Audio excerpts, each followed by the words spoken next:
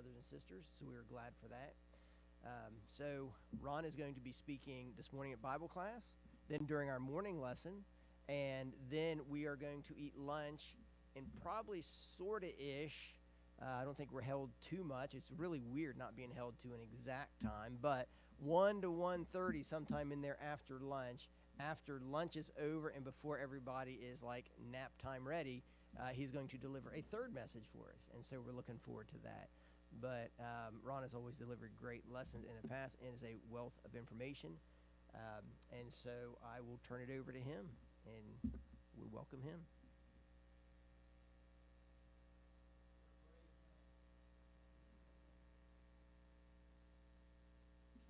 Good morning, one and all. Time marches on, and for some of us, it's been marching a long time. But Ann and I are very much pleased to be over here this morning, and I don't have any real wisdom to share with you. I may share some stories, and I'll try to share the scriptures. I feel very strongly about everything I do.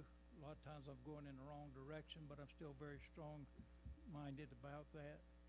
But I've been blessed by God to preach the gospel a little over 50 years.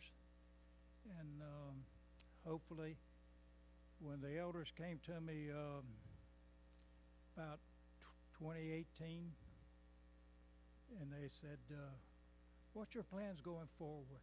Well, I knew exactly what they were asking. When are you going to quit? Well, I haven't quit yet, but I told them I'd like to preach into my 80s, which they gave me that opportunity.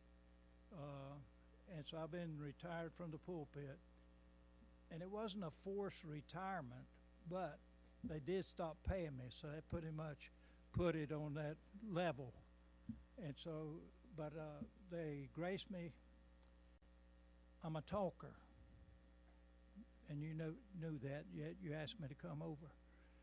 But I get the pleasure and the honor of teaching our adult class, senior adult, those who still like to study straight out of the Bible and fill out the papers of what the text we're going through.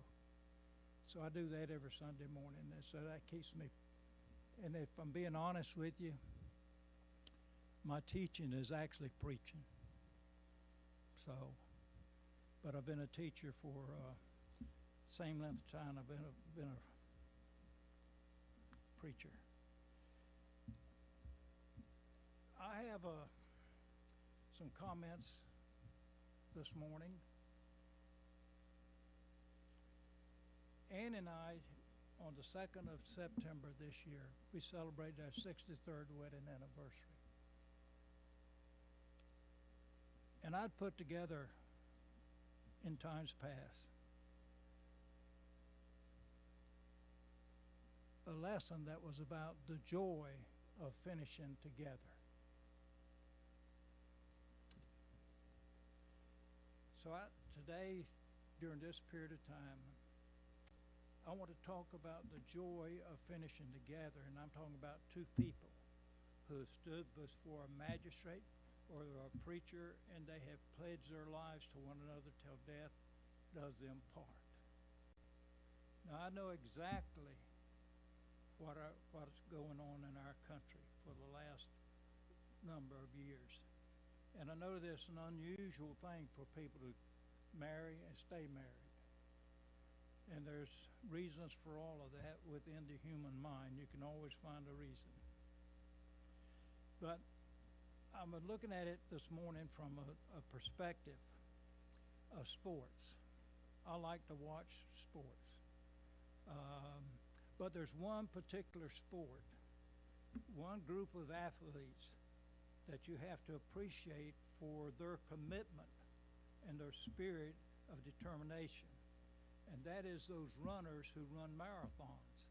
You know, there's sometimes a quarter marathon, sometimes there's a whole marathon, sometimes a 26-mile marathon. We have a granddaughter.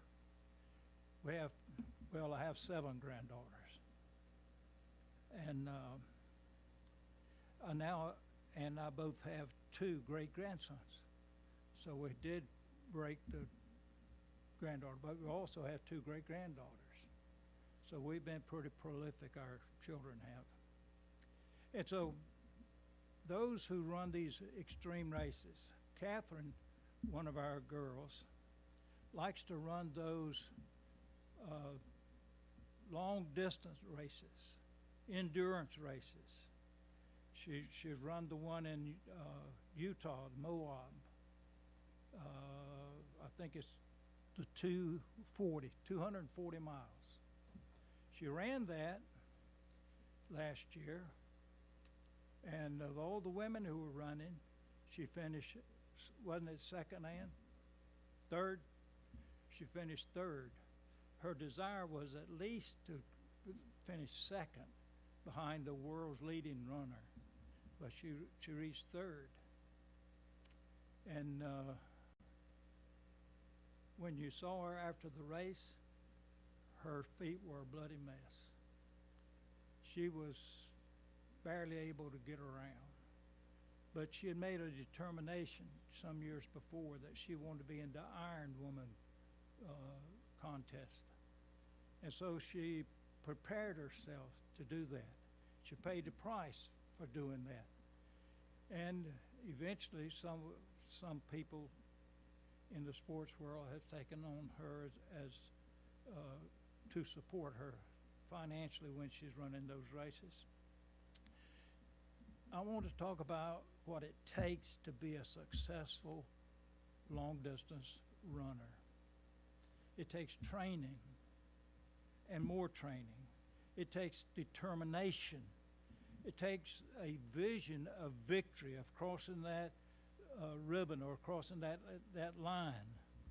But above all of those, it takes commitment. Without rock-solid commitment, training becomes boring or too difficult. Determination wavers, and the goal of completion and victory fades.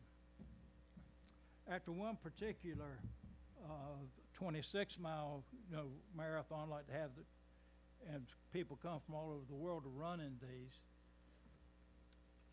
As a race was going on, and it took a while, of course, one who struggled to the finish line, hours behind the others, was asked, "Why didn't you quit when you were hurting and so far behind?" Knowing that you could not possibly finish among the leaders, the runner replied, "My country did not send me here to just start the race." Example of one who finished the race hours after the race was over. Today I want to speak about finishing the race. Particularly, marriage is a marathon race. It is a long distance race if you're fortunate enough to live a long time together. So I believe in living together and staying together and having joy at the end of the run together. So we're going to be talking about finishing the race together. Now we have some young people here who may not been running this race very long. I want you to run. Here's what I want you to do right now, each and every one of you. I want you to commit yourself to look forward, if you've not yet reached it, your 50th wedding anniversary. That is a milestone that Ann and I looked at for 50 years before we got there. But the year we got there, it was a big hoorah. And I said to Ann in January of that year, "Ann, if we go out for a hamburger as part of our 50th anniversary celebration, if we go here, there, whatever we did that year, it was part of our celebration." And then our friends gave us a great big celebration. In fact, they gave us such a celebration, we were later able to take a 25-day cruise and go to England, Scotland, Ireland, France, Spain. On that trip, we were able to see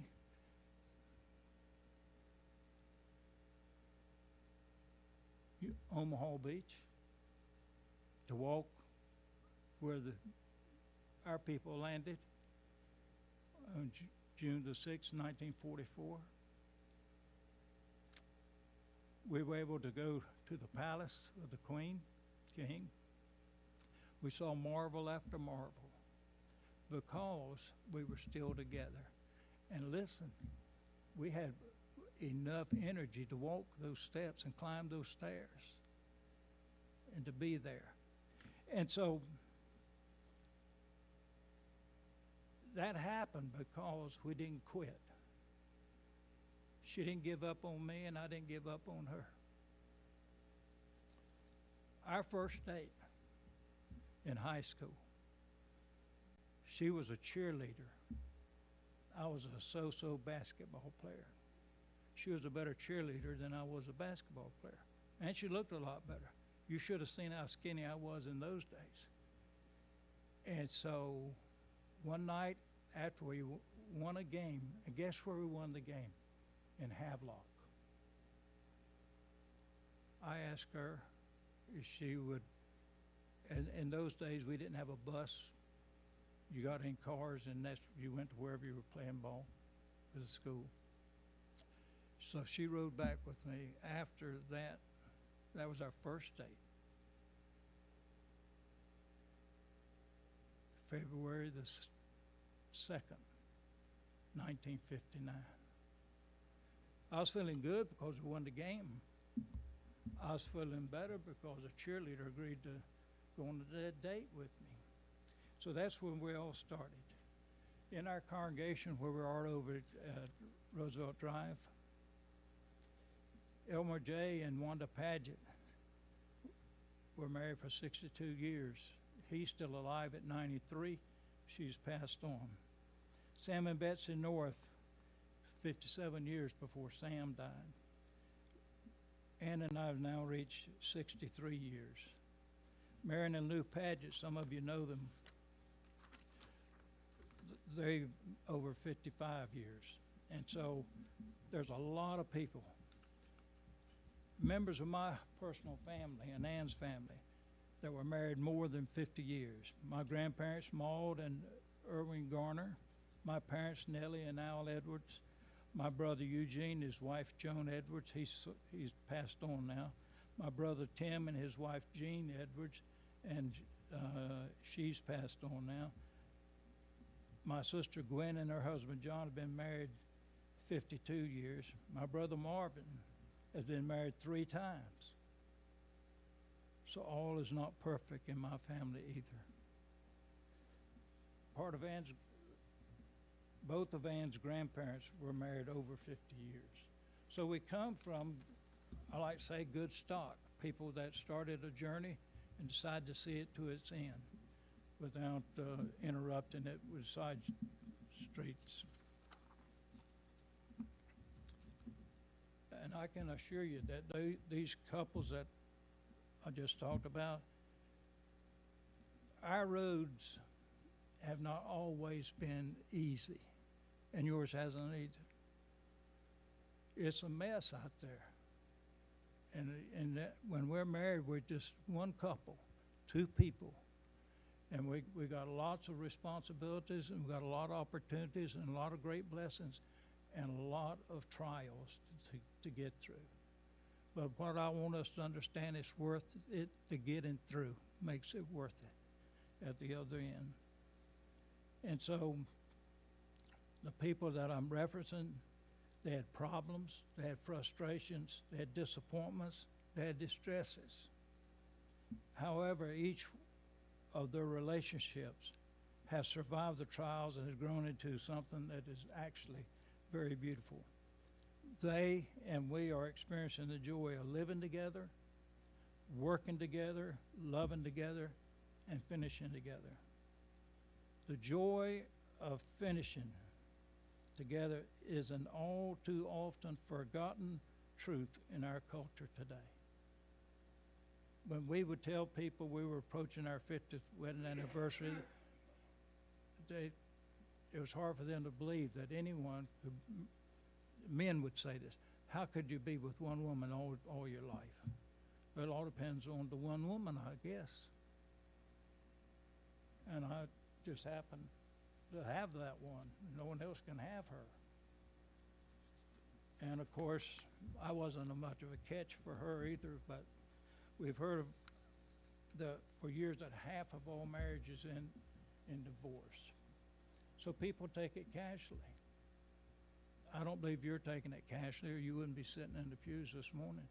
You wouldn't even be active in the church if you were taking it that it was no big deal. I read something a few years ago that all those marriages in 1997, so this was a while ago, 2 out of 3 will not survive until the death of one mate.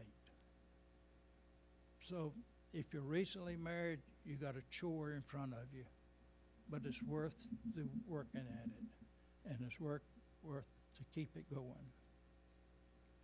There's a writer, Robert Bellah, wrote in a book, Habits of the Heart, and he says, Americans really don't know how to commit anymore. He suggests that we believe so strongly in the individual's right to personal fulfillment that we shy away from any type of commitment that would jeopardize the goal of our self-discovery. We call it, it's all about me mentality. It's all about me. So if two people get married, and I've done a lot of premarital counseling, I prefer that over marriage counseling. If you have two beautiful people and they look upon themselves individually as a beautiful person, you're going to have trouble getting to the mirror because the other one is trying to get to the mirror to get primped up. Now, that's kind of extreme, but it's all about me. And so people looking at how they can get what they desire and what they think their life should be like. But if they're married, they're going to have and they have children, you know, you got to share everything. And so share the mirror. And guys, look, spend some time in the mirror. If you want to stay with you, you got to try to look as close as you can to what you used to look like. And treat her like she is the girl you didn't think would even give you a chance of a date. But you treat her like she's a queen.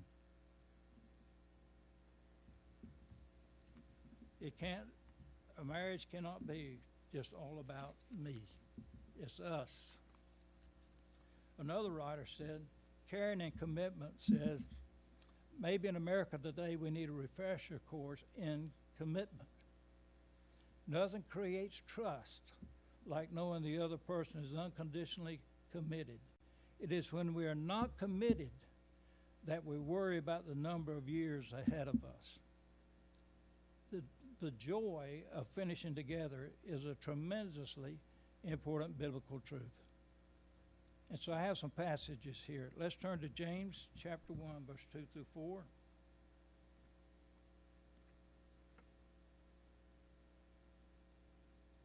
I do preach from the Bible, by the way. James says in chapter 1, verse 2 through 4, count it all joy, my brethren, when you fall into manifold temptation. Now, we're talking about marriage. But he's not talking about marriage right here, but it's included. We fall into manifold temptations, knowing that the proving of your faith worketh patience, and let patience have its perfect work, that you may be perfect and entire, lacking in nothing. And in Romans chapter 5, verse 3 and 4, the Apostle Paul writing,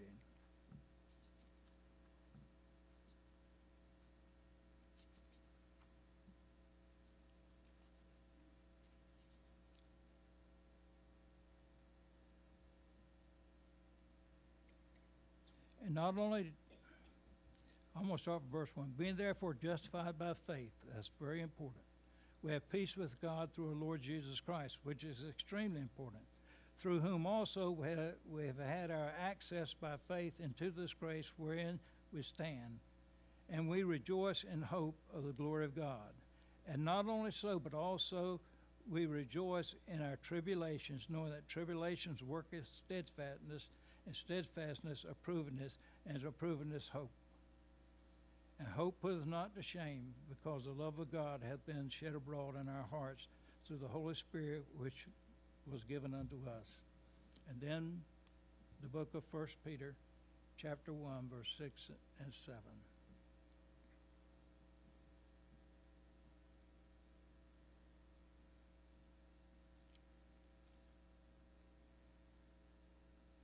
Starting from verse 3. Blessed be the God and Father of our Lord Jesus Christ, who according to his great mercy begat us again unto a living hope by the resurrection of Jesus Christ from the dead, unto an inheritance incorruptible and undefiled, and that fadeth not away, reserved in heaven for you, who by the power of God are guarded through faith unto a salvation ready to be revealed in the last time, wherein you now greatly rejoice, though now for a little while it need be, you have been put to grief in manifold trials, that the proof of your faith, being more precious than gold that perishes through, it is proven by fire, may be found unto praise and glory and honor at the revelation of our Jesus Christ. So, these passages I'm not trying to equate marriage with suffering, but sometimes there is suffering in marriage. There's suffering in everything that we do. But if we hang in there and keep the Lord in our hearts and in our actions, we need to remember,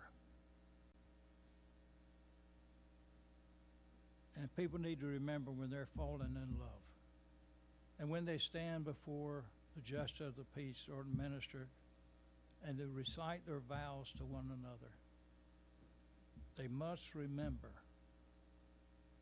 that Christians, particularly us Christians, there will be problems. There will be problems. There's problems in our life before we ever date the individual we end up marrying. There's problems in most people's time of dating together. You run into things you're not suited with, or you're not used to. You run into problems when you meet each other's parents, or maybe the grandparents. The life of a Christian is going to be problematic at times.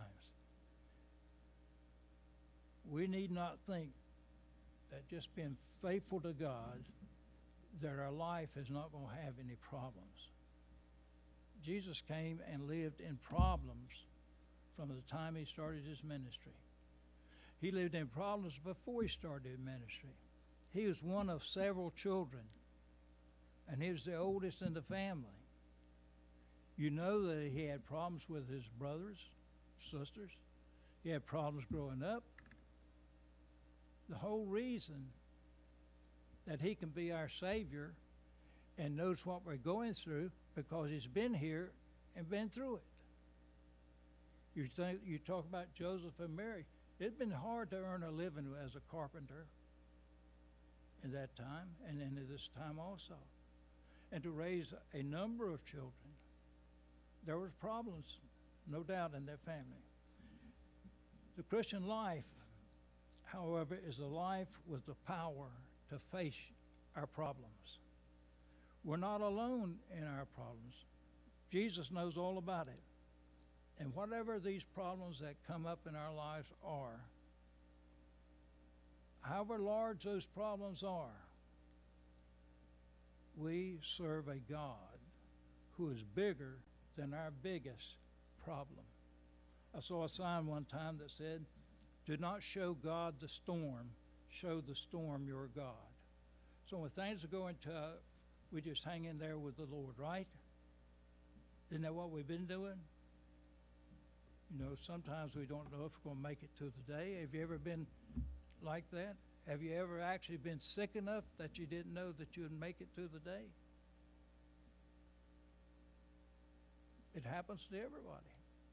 But show the storm how big our God is. Because joy lies beyond the problem and results from working through the problem. Now, maybe this is the key as to why I shared these passages today. The best road to genuine joy is perseverance. Just simply hanging in there.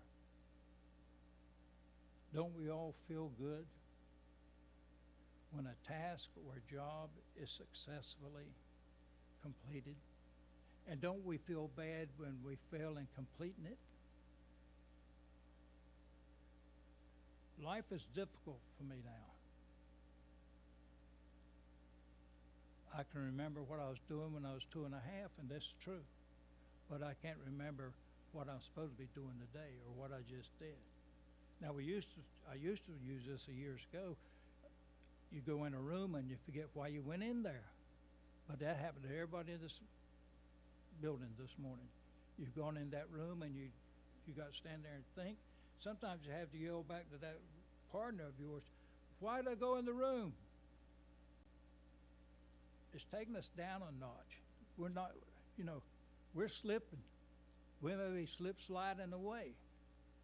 So life is different out there. And the older we get, the more different it is. Because I liked it like it was. I'm odd like that. I don't like change. And so all this technology is driving me nuts if I let it. But in a sense, we rob ourselves by stopping short of the goal. Quitting early, even if it looks like we're rewarding ourselves by doing that.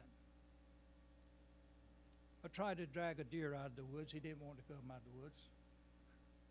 And it was too heavy for me to pull him. I had to have a friend come and move the deer. I like to fish. I can't go fishing by myself anymore.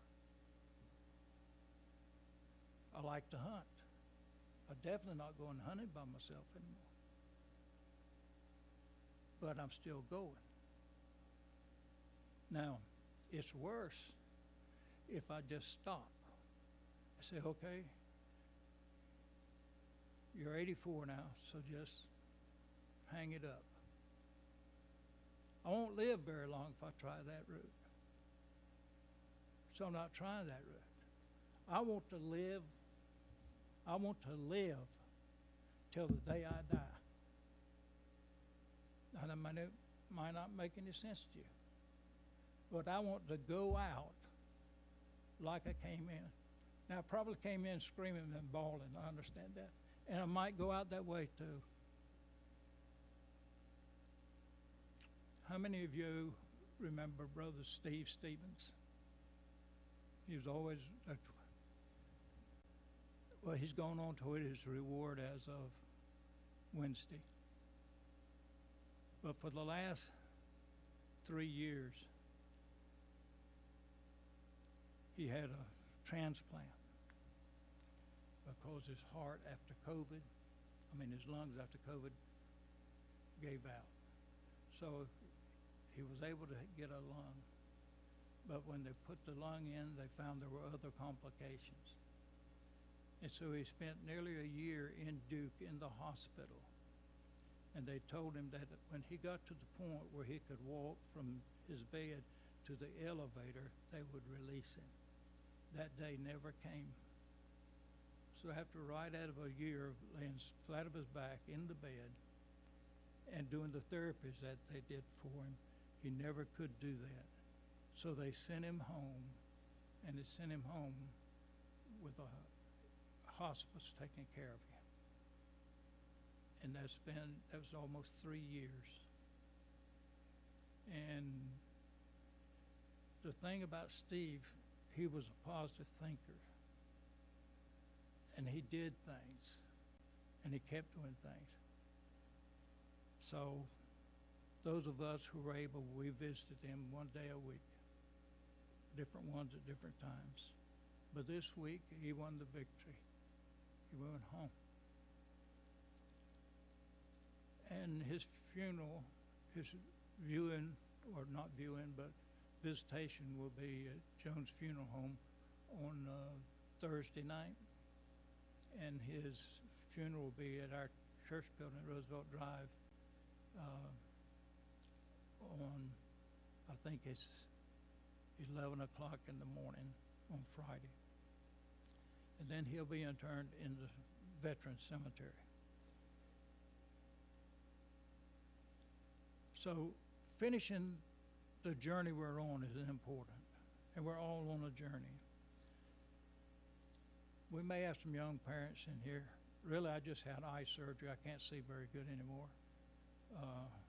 Well, I can see 800 yards, but I can't see out to the end of my fingers without these reading glasses.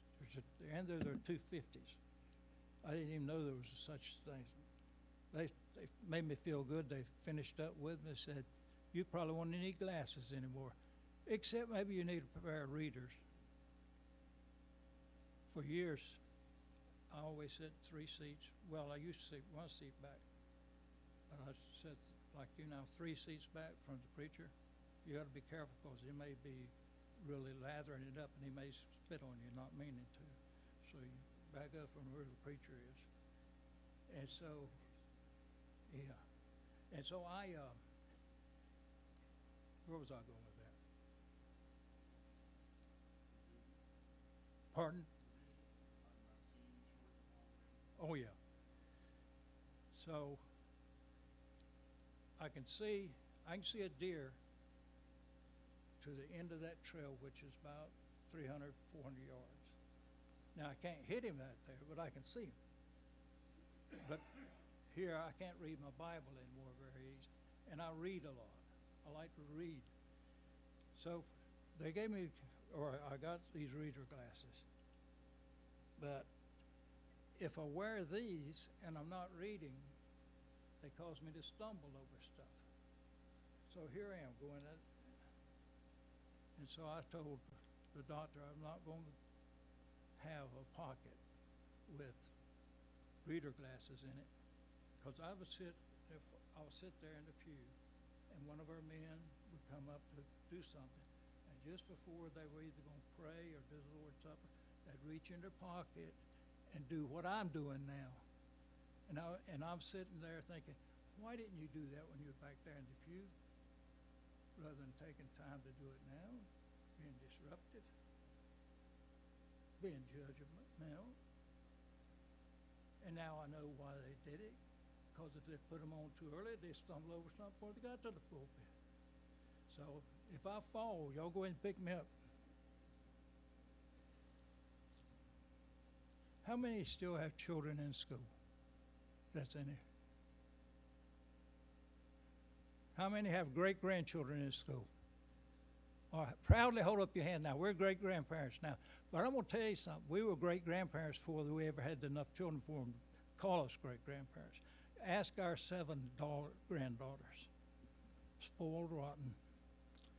So by their great-grandmother, by their grandmother. Now they're producing these are really great kids we have also. We're just blessed. But through the years, I think children are taught a bad lesson when they're allowed to quit instead of completing.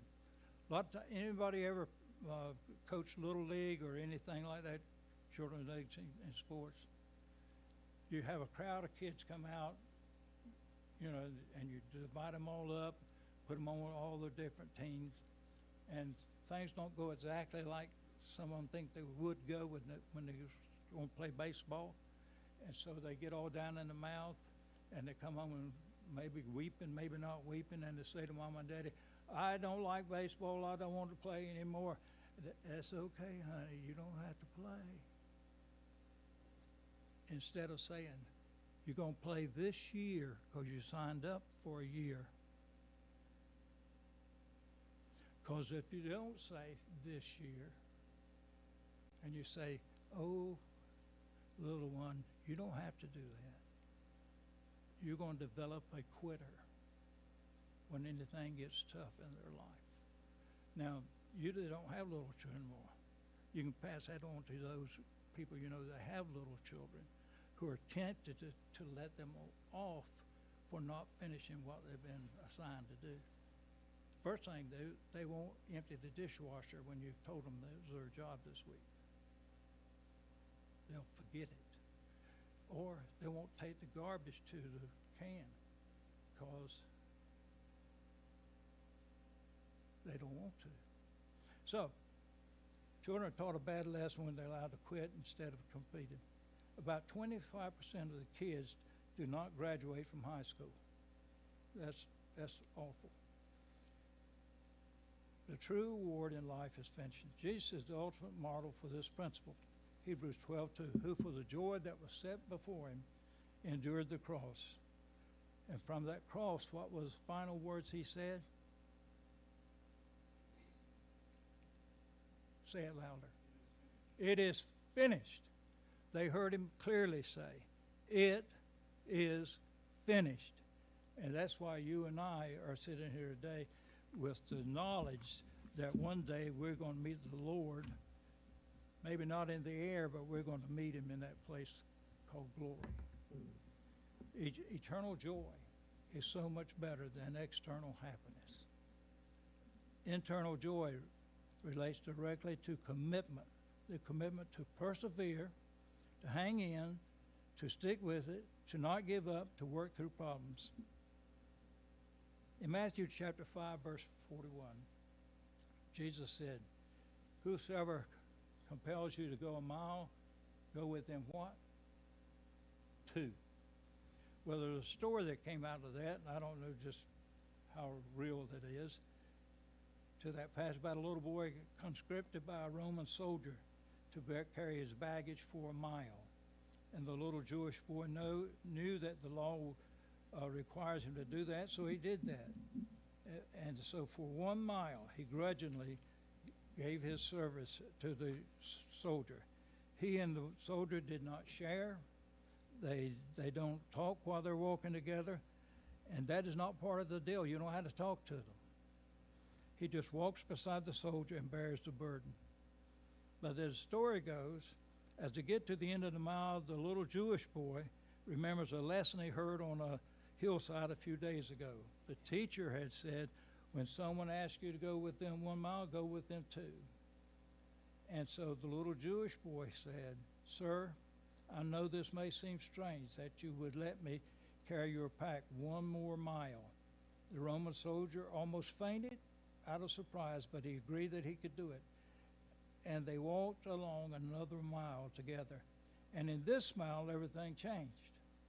They began to talk. Now that's important in marriage. They began to talk. They began to share, and that's important in marriage. They began to share. The Roman soldier talked about some of his dreams and aspirations and some about the places that he had been and what he had seen. The little boy began to share some things about his home life and about his dreams, and that second mile just seemed to fly by. It was over before either one of them realized that it was indeed over. So I'm asking us to remind ourselves that we're not in this alone. Even as Christians, too many of us are trying to make our marriages work by our power. Keep God as the center of your home. We must seek out accountability rather than validation. There is great power within when we feel that we are accountable.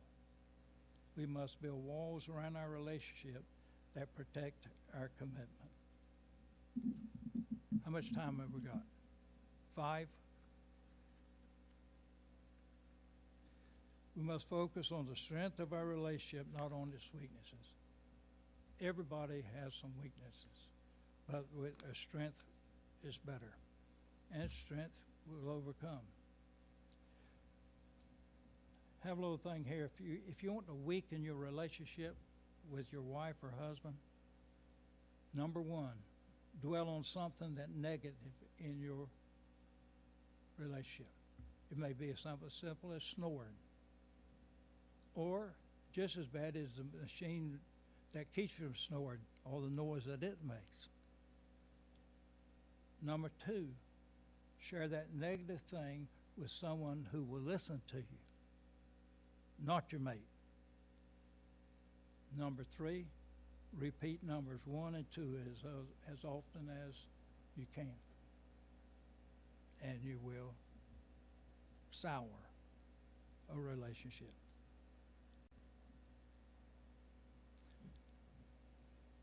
Now here's some wisdom, not from the mountain. We must be willing to give the same amount of time, energy, and creativity to make the marriage work as it would take to enter into a new relationship. Attention, the courting game showing our good side. Gentlemen, continue to court that girl that you married. And if you've forgotten, buy a book and read about it. The courting game, do you remember you did more than just wash behind your ears when you were going out on a date? You remember when you really were nice when you were going out on a date? When you tried to look the best you could, act the best you could? Why? Because you're trying to garner their attention to you and their approval of you. So just continue to do that the rest of your life, and you'll be blessed. As Christians, we're the family of God. We need to be willing to help each other hang in there. Remember, God is a witness to our marriages and the vows. And so like the guy in the marathon race, we did not marry just to start, but to finish life together. So go for finishing together. Thank you. I was hoping to leave time for you all to have some discussion and give me some wisdom about what you've done to get along so good. Now, who in here? I got a minute. Anybody here been married 50 years to the same person? Okay. Anybody here been married 40 years to the same person? Keep working on it. How about 35 years? How about 6 months? Okay. 33 years. And they're good, right? Here's something. Now, this is wisdom from the hill. You've always heard about the grass on the other side. May look better. It may, but it still has to be mowed.